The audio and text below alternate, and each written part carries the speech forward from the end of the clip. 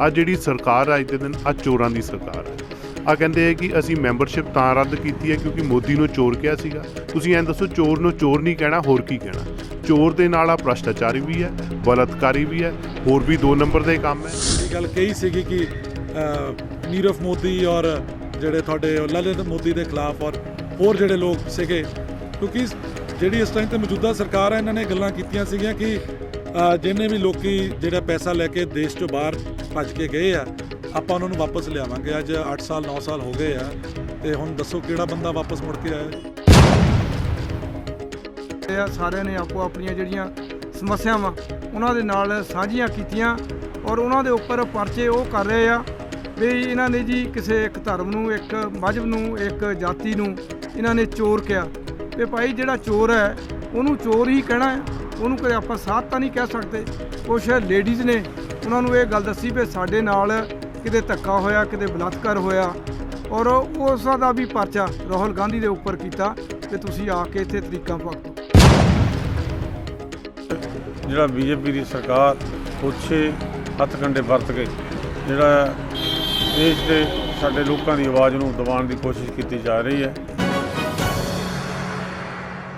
ਅੱਜ ਦਾ ਜਿਹੜਾ ਧਰਨਾ ਲਾਇਆ ਰਾਹੁਲ ਗਾਂਧੀ ਜੀ ਦੀ ਆਵਾਜ਼ ਦਬਾਉਣ ਲਈ, ਜਿਹੜੀ ਦੇਸ਼ ਦੀ ਆਵਾਜ਼ ਦਬਾਉਣ ਨੂੰ ਮੋਦੀ ਸਰਕਾਰ ਨੇ ਕੋਸ਼ਿਸ਼ ਕੀਤੀ ਹੈ।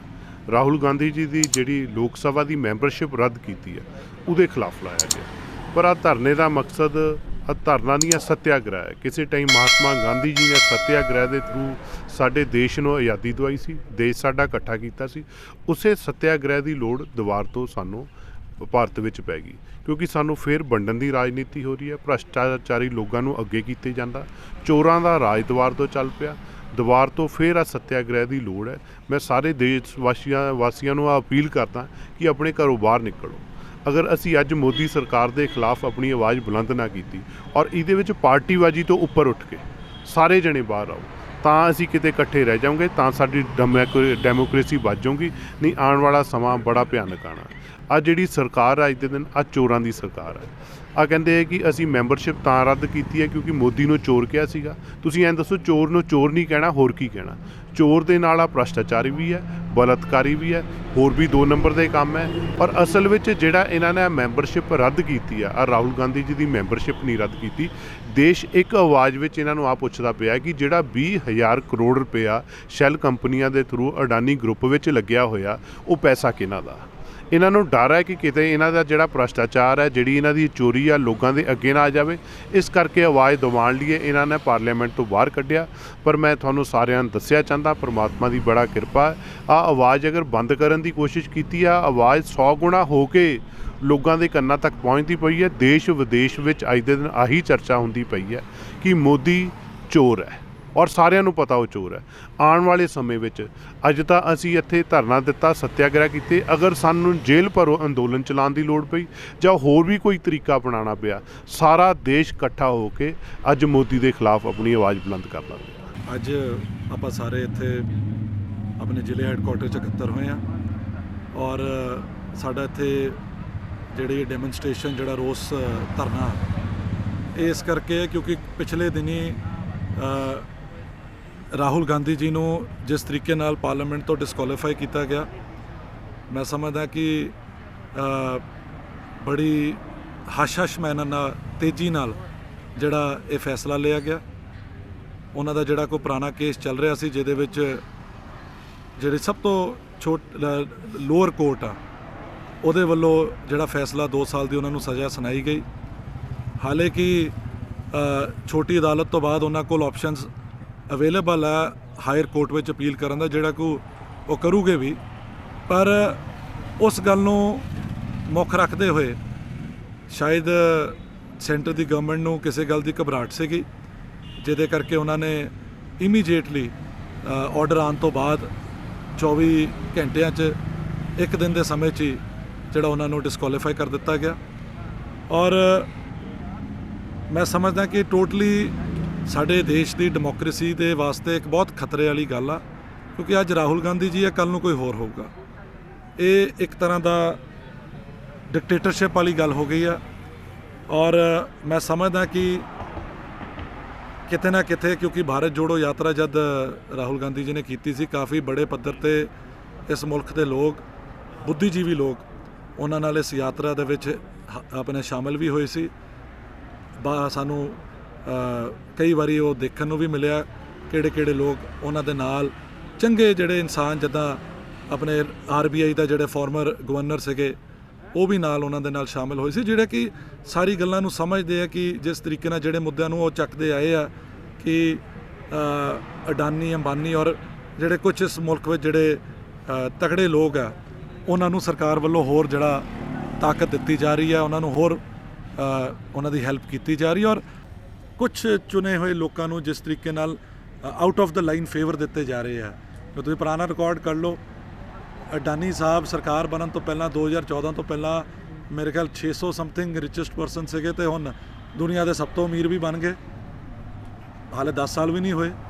ਇਹਦਾ ਫਿਰ ਕਿਵੇਂ ਹੋਏ, ਕਿੱਦਾਂ ਹੋਏ, ਤਾਂ ਉਹੀ ਦੱਸ ਸਕਦੇ। ਖੈਰ, ਪਰ ਗੱਲ ਇਹ ਹੈ ਕਿ ਕਿਉਂਕਿ ਉਹ ਬਾਰ-ਬਾਰ ਇਹ ਮੁੱਦਿਆਂ ਨੂੰ ਚੱਕਦੇ ਰਹੇ ਆ, ਔਰ ਇਹ ਵੀ ਜਿਹੜਾ ਹੁਣ ਫੈਸਲਾ ਸੁਣਾਇਆ ਗਿਆ, ਚਲੋ ਮੂੰਹ 'ਚੋਂ ਕਈ ਵਾਰੀ ਗੱਲ ਉੱਦਾਂ ਦੀ ਨਿਕਲ ਆਉਂਦੀ ਹੈ। ਉਹਨਾਂ ਨੇ ਜਿਹੜੀ ਗੱਲ ਕਹੀ ਸੀਗੀ ਕਿ ਨੀਰਵ ਮੋਦੀ ਔਰ ਜਿਹੜੇ ਤੁਹਾਡੇ ਲਲਿਤ ਮੋਦੀ ਦੇ ਖਿਲਾਫ ਔਰ ਹੋਰ ਜਿਹੜੇ ਲੋਕ ਸੀਗੇ, ਕਿਉਂਕਿ ਜਿਹੜੀ ਇਸ ਟਾਈਮ ਤੇ ਮੌਜੂਦਾ ਸਰਕਾਰ ਹੈ, ਇਹਨਾਂ ਨੇ ਗੱਲਾਂ ਕੀਤੀਆਂ ਸੀਗੀਆਂ ਕਿ ਜਿੰਨੇ ਵੀ ਲੋਕੀ ਜਿਹੜਾ ਪੈਸਾ ਲੈ ਕੇ ਦੇਸ਼ 'ਚੋਂ ਬਾਹਰ ਭੱਜ ਕੇ ਗਏ ਆ, ਆਪਾਂ ਉਹਨਾਂ ਨੂੰ ਵਾਪਸ ਲਿਆਵਾਂਗੇ। ਅੱਜ 8 ਸਾਲ 9 ਸਾਲ ਹੋ ਗਏ ਆ, ਤੇ ਹੁਣ ਦੱਸੋ ਕਿਹੜਾ ਬੰਦਾ ਵਾਪਸ ਮੁੜ ਕੇ ਆਇਆ ਜੀ? ਹਾਲੇ ਵੀ ਸਾਰੇ ਬਾਹਰ ਬੈਠੇ ਆ, ਹਾਲੇ ਵੀ ਉਹ ਪੈਸਾ ਸਰਕਾਰੀ ਬੈਂਕਾਂ ਦਾ ਲੁੱਟ ਕੇ ਬਾਹਰ ਬੈਠੇ ਹੋਏ ਆ। ਸੋ ਇਹ ਗੱਲਾਂ ਜਦੋਂ ਕਰਦੇ ਸੀ ਤਾਂ ਕਿਤੇ ਨਾ ਕਿਤੇ ਤਕਲੀਫ ਹੁੰਦੀ ਸੀਗੀ। ਤਾਂ ਇਹ ਸਾਰੀ ਚੀਜ਼ਾਂ ਉਹਦਾ ਨਤੀਜਾ ਜਿਹਦੇ ਕਰਕੇ ਇਹ ਸਾਰਾ ਕੁਝ ਹੋਇਆ। ਜਿਹੜਾ ਹਿੰਦੁਸਤਾਨ ਦਾ ਸੰਵਿਧਾਨ ਡਾਕਟਰ ਅੰਬੇਦਕਰ ਸਾਹਿਬ ਉਹਨਾਂ ਨੇ ਤਿਆਰ ਕੀਤਾ ਸੀ, ਉਹਦੇ ਵਿੱਚ ਸਾਰੇ ਹੀ ਲੋਕਾਂ ਨੂੰ ਰਾਈਟ ਟੂ ਵੋਟ ਜਿਹੜਾ ਦਿੱਤਾ ਗਿਆ ਸੀ, ਔਰ ਉਹ ਲੋਕਤੰਤਰ ਅੱਜ ਖਤਰੇ ਦੇ ਵਿੱਚ ਹੈ। ਆਪਾਂ ਸਾਰੇ ਹੀ ਦੇਖ ਰਹੇ ਹਾਂ ਕਿ ਜਿੰਨੇ ਵੀ ਕੌਂਸਟੀਟਿਊਸ਼ਨਲ ਇੰਸਟੀਟਿਊਸ਼ਨਸ ਨੇ, ਚਾਹੇ ਉਹ ਸੁਪਰੀਮ ਕੋਰਟ ਹੈ ਜਾਂ ਹਾਈ ਕੋਰਟਸ ਨੇ ਜਾਂ ਲੋਅਰ ਕੋਰਟਸ ਨੇ ਜਾਂ ਇਲੈਕਸ਼ਨ ਕਮਿਸ਼ਨ ਹੈ, ਜਿੰਨੇ ਵੀ ਤਰ੍ਹਾਂ ਦੇ ਇਹ ਸਾਡੇ ਇੰਸਟੀਟਿਊਸ਼ਨ ਹੈ, ਜਿਨ੍ਹਾਂ ਤੋਂ ਲੋਕਾਂ ਨੂੰ ਆਸਾਂ ਤੇ ਉਮੀਦਾਂ ਆ ਵੀ ਸਾਡਾ ਸੰਵਿਧਾਨ ਔਰ ਸਾਡਾ ਲੋਕਤੰਤਰ ਬਚਿਆ ਰਹੂਗਾ, ਉਹ ਮੋਦੀ ਜੀ, ਅਮਿਤ ਸ਼ਾਹ ਜੀ, RSS, BJP ਰਲ ਕੇ ਸਾਰੇ ਉਸ ਸੰਵਿਧਾਨ ਨੂੰ ਖਤਮ ਕਰ ਰਹੇ ਆ। ਔਰ ਜਿਸ ਵੇਲੇ ਸੰਵਿਧਾਨ ਦੇ ਮੁਤਾਬਕ ਬਣੇ ਹੋਏ ਇੰਸਟੀਟਿਊਸ਼ਨ ਖਤਮ ਹੋ ਜਾਣਗੇ ਤੇ ਇੱਥੇ ਜਿਹੜੀ ਡੈਮੋਕ੍ਰੇਸੀ ਹੈ, ਲੋਕਤੰਤਰ ਹੈ, ਉਹ ਬਿਲਕੁਲ ਖਤਮ ਹੋ ਜਾਊਗਾ। ਔਰ ਰਾਹੁਲ ਗਾਂਧੀ ਜੀ ਜਿਹੜਾ ਕਿ ਸੱਚ ਦੀ ਲੜਾਈ ਲੜ ਰਹੇ ਆ, ਲੋਕਤੰਤਰ ਦੀ ਆਵਾਜ਼ ਬਣ ਕੇ ਉੱਭਰੇ ਆ, ਉਹਨਾਂ ਨੇ ਜਿੰਨੇ ਵੀ ਸਵਾਲ ਕੀਤੇ ਆ, ਆਪਾਂ ਸਾਰਿਆਂ ਨੇ ਦੇਖਿਆ। ਭਾਰਤ ਜੋੜੋ ਯਾਤਰਾ ਦੇ ਵਿੱਚ ਕਹਿਣਾ ਹੀ ਸੌਖਾ ਆ, ਸਾਡੇ ਵਰਗੇ ਵੀ ਜਿਹੜੇ ਨੌਜਵਾਨ ਹੈ, ਸਾਡੇ ਨਾਲੋਂ ਵਧੀਆ ਉਮਰ ਦੇ ਕਹਿ ਲਓ, ਉਹਨਾਂ ਤੋਂ ਵੀ ਇੰਨਾ ਨਹੀਂ ਤੁਰ ਹੋਇਆ, ਪਰ ਉਹਨਾਂ ਨੇ 3500 ਕਿਲੋਮੀਟਰ ਇਹ ਯਾਤਰਾ ਜਿਹੜੀ ਕੀਤੀ ਹੈ, ਉਹਦੇ ਵਿੱਚ ਬਹੁਤ ਸਾਰੇ ਹਿੰਦੁਸਤਾਨ ਦੇ ਸਾਰੇ ਧਰਮਾਂ ਦੇ ਉਹਨਾਂ ਨੂੰ ਲੋਕ ਮਿਲੇ ਆ। ਸਾਰਿਆਂ ਨੇ ਆਪੋ ਆਪਣੀਆਂ ਜਿਹੜੀਆਂ ਸਮੱਸਿਆਵਾਂ ਉਹਨਾਂ ਦੇ ਨਾਲ ਸਾਂਝੀਆਂ ਕੀਤੀਆਂ, ਔਰ ਉਹਨਾਂ ਦੇ ਉੱਪਰ ਪਰਚੇ ਉਹ ਕਰ ਰਹੇ ਆ ਵੀ ਇਹਨਾਂ ਨੇ ਜੀ ਕਿਸੇ ਇੱਕ ਧਰਮ ਨੂੰ, ਇੱਕ ਮਜ਼ਹਬ ਨੂੰ, ਇੱਕ ਜਾਤੀ ਨੂੰ ਇਹਨਾਂ ਨੇ ਚੋਰ ਕਿਹਾ। ਵੀ ਭਾਈ ਜਿਹੜਾ ਚੋਰ ਹੈ ਉਹਨੂੰ ਚੋਰ ਹੀ ਕਹਿਣਾ ਹੈ, ਉਹਨੂੰ ਕਦੇ ਆਪਾਂ ਸਾਧ ਤਾਂ ਨਹੀਂ ਕਹਿ ਸਕਦੇ। ਕੁਛ ਲੇਡੀਜ਼ ਨੇ ਉਹਨਾਂ ਨੂੰ ਇਹ ਗੱਲ ਦੱਸੀ ਵੀ ਸਾਡੇ ਨਾਲ ਕਿਤੇ ਧੱਕਾ ਹੋਇਆ, ਕਿਤੇ ਬਲਾਤਕਾਰ ਹੋਇਆ, ਔਰ ਉਸ ਦਾ ਵੀ ਪਰਚਾ ਰਾਹੁਲ ਗਾਂਧੀ ਦੇ ਉੱਪਰ ਕੀਤਾ ਵੀ ਤੁਸੀਂ ਆ ਕੇ ਇੱਥੇ ਤਰੀਕਾਂ ਭੁਗਤੋ। ਸੋ ਇਹੋ ਜਿਹੀ ਕੋਝੀ ਜਿਹੜੀ ਸਿਆਸਤ ਹੈਗੀ ਆ, ਉਹ BJP ਮੋਦੀ ਸਾਹਿਬ, ਅਮਿਤ ਸ਼ਾਹ ਜੀ ਕਰ ਰਹੇ ਆ। ਸਾਰੇ ਹਿੰਦੁਸਤਾਨ ਦੇ ਵਿੱਚ ਸਾਰੇ ਦੇ ਸਾਰੇ ਡਿਸਟ੍ਰਿਕਟ ਹੈੱਡਕੁਆਟਰਾਂ ਦੇ ਉੱਤੇ ਇੱਕ ਸੱਤਿਆਗ੍ਰਹਿ, ਇੱਕ ਰੋਸ ਧਰਨੇ ਜਿਹੜੇ ਉਹ ਦਿੱਤੇ ਜਾ ਰਹੇ ਆ। ਆਪਾਂ ਸਾਰੇ ਜਾਣਦੇ ਹਾਂ ਕਿ ਇਹ ਜਿਹੜੀ BJP ਦੀ ਸਰਕਾਰ ਹੈ, ਇਹ ਜਦੋਂ ਦੀ ਆਈ ਹੈ, ਦੇਸ਼ ਦੇ ਸਾਰੇ ਜਿਹੜੇ ਇੰਸਟੀਟਿਊਸ਼ਨ ਹੈ, ਜਿਹੜੇ ਮੁੱਖ ਅਦਾਰੇ ਆ, ਉਹਨਾਂ ਨੂੰ ਆਪਣੇ ਪ੍ਰਭਾਵ ਦੇ ਥੱਲੇ ਲੈ ਕੇ ਉਹਨਾਂ ਦਾ ਮਿਸਯੂਜ਼ ਕਰਕੇ ਜਿਹੜੀ ਵਿਰੋਧੀਆਂ ਦੀ ਆਵਾਜ਼ ਹੈ ਉਹਨੂੰ ਦਬਾਉਣ ਦੀ ਕੋਸ਼ਿਸ਼ ਕੀਤੀ ਜਾ ਰਹੀ ਹੈ, ਔਰ ਸੰਵਿਧਾਨ ਨਾਲ ਵੀ ਖਿਲਵਾੜ ਕੀਤਾ ਜਾ ਰਿਹਾ ਹੈ। ਅੱਜ ਬਹੁਤ ਵੱਡੇ ਪੱਧਰ 'ਤੇ ਲੋਕਤੰਤਰ ਨੂੰ ਖਤਰਾ ਬਣਿਆ ਹੋਇਆ ਹੈ, ਔਰ ਜਿਹੜਾ ਦੇਸ਼ ਹੈ ਸਾਡਾ, ਇਹ ਅਲੱਗ-ਅਲੱਗ ਜਾਤ ਬਰਾਦੀਆਂ, ਧਰਮਾਂ ਦੇ ਤੇ ਅਲੱਗ-ਅਲੱਗ ਬੋਲੀ ਬੋਲਣ ਵਾਲਿਆਂ ਲੋਕਾਂ ਦਾ ਦੇਸ਼ ਹੈ।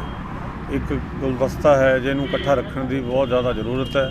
ਕਾਂਗਰਸ ਪਾਰਟੀ ਨੇ ਦੇਸ਼ ਦੀ ਆਜ਼ਾਦੀ ਦੀ ਖਾਤਰ ਲੜਾਈ ਲੜੀ, ਉਸ ਤੋਂ ਬਾਅਦ ਦੇਸ਼ ਦੀ ਏਕਤਾ ਤੇ ਅਖੰਡਤਾ ਦੀ ਖਾਤਰ ਲੜਾਈ ਲੜੀ।